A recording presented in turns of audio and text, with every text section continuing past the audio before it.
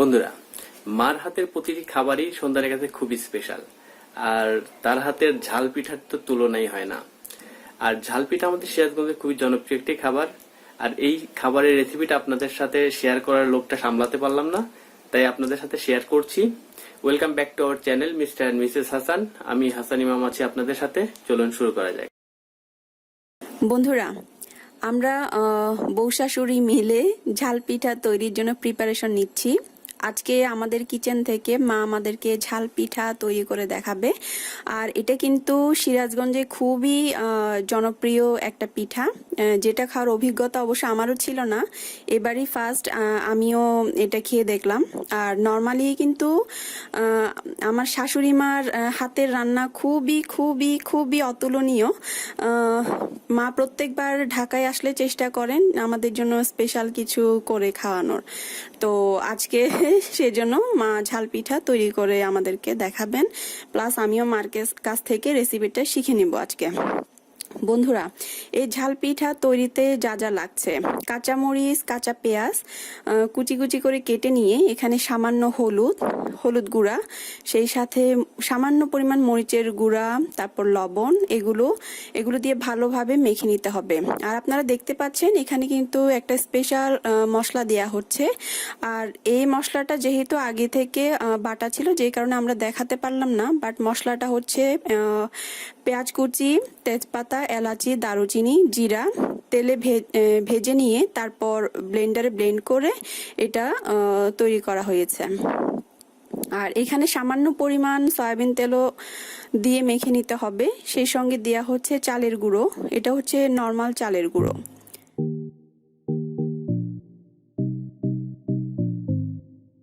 বন্ধুরা, আপনারা কিন্তু অনেকেই আমাদেরকে কমেন্টস করেছিলেন যে আমাদের শ্বশুর বা শাশুড়ি উনারা কোথায়, উনাদেরকে দেখা যায় না কেন। আসলে ঢাকায় আমরা দুজনই থাকি, স্বামী স্ত্রী। তো আমার শ্বশুর বেঁচে নেই, আর মা আছেন। মা গ্রামে থাকেন আমার ভাসুর এবং ভাবির সাথে। তো যে কারণে আসলে মাকে আমরা সব সময় কাছে পাই না। মা মাঝে মাঝে ঢাকায় আসেন এবং আমাদের সঙ্গে কিছু সময় কাটিয়ে যান, থেকে যান যতদিন সম্ভব। তো মা আসলে গ্রাম ছেড়ে থাকতে পারেন না। উনি আসলে কাজ খুব পছন্দ করেন, কাজ ছাড়া থাকতে পারেন না।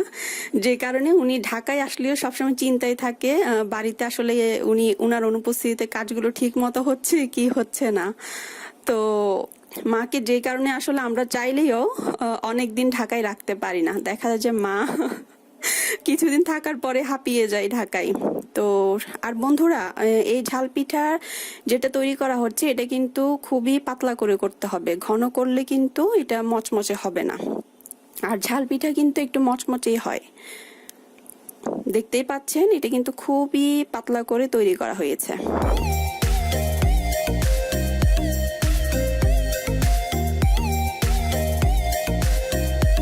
সো আমরা কিচেনে চলে আসলাম। আর এখানে সামান্য একটু তেল দিয়ে তারপর এটা ভেজে নিতে হবে।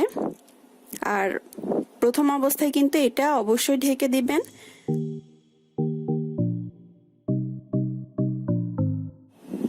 আর মাকে এটা ভাজতে আমিও হেল্প করেছিলাম, কারণ আসলে একটানা দাঁড়িয়ে থাকা মার জন্য খুবই কষ্টকর। মার যেহেতু একটু শারীরিকভাবে অসুস্থ। তো বন্ধুরা, আর এটা কিন্তু আমরা আজকে খেয়ে দেখাতে পারবো না, কারণ এটা ভাজার সঙ্গে সঙ্গে দেখা যায় যে গরম গরম আমরা খেয়ে নিয়েছি, যে কারণে আর দেখাতে পারলাম না। এবং আপনারা কিন্তু যদি এই রেসিপিটা পছন্দ হয়ে থাকে দেখে, তাহলে অবশ্যই বাসায় ট্রাই করবেন। আর আমার বিশ্বাস আপনাদের সবার এই রেসিপিটা খুব খুব খুব বেশি পছন্দ হবে। আমারও কিন্তু খুব ভালো লেগেছিল, বিশেষ করে যারা ঝাল খেতে পছন্দ করেন। তো বন্ধুরা, সবাই ভালো থাকবেন, সুস্থ থাকবেন। আর আমাদের আজকের ভিডিও যদি আপনাদের পছন্দ হয়ে থাকে অবশ্যই একটা লাইক দিবেন। আর যারা আমাদেরকে নতুন দেখছেন তাদেরকে স্বাগত জানাচ্ছি আমাদের চ্যানেলে। চটজলদি সাবস্ক্রাইব করে ফেলুন নতুন যে কোনো ভিডিও দেখতে। আর যারা অলরেডি সাবস্ক্রাইব করেছেন তাদেরকে জানাচ্ছি অনেক অনেক অনেক ধন্যবাদ। সবাই ভালো থাকবেন, সুস্থ থাকবেন, আর আমাদের জন্য দোয়া করবেন। আল্লাহ হাফেজ।